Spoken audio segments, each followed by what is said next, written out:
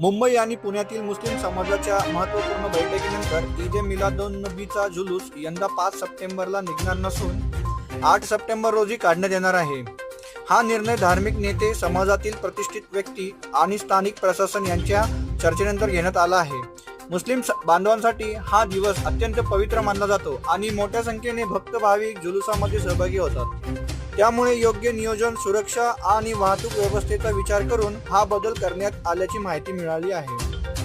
मुंबई आणि पुणे या दोन्ही ठिकाणी पोलीस यंत्रणा, महापालिका प्रशासन आणि स्वयंसेवी संस्थांच्या मदतीने जुलूसाची तयारी जोरात सुरू आहे. रस्त्यावर योग्य व्यवस्थापन, वाहतूक कोंडी टाळण्यासाठी पर्यायी मार्ग, तसेच महिला व ज्येष्ठ नागरिकांसाठी विशेष सुविधा उपलब्ध करून देण्याचे नियोजन केले जात आहे. धार्मिक आणि सांस्कृतिक वातावरणात निघणाऱ्या या जुलूसामध्ये दरवर्षी हजारो भक्त सहभागी होतात.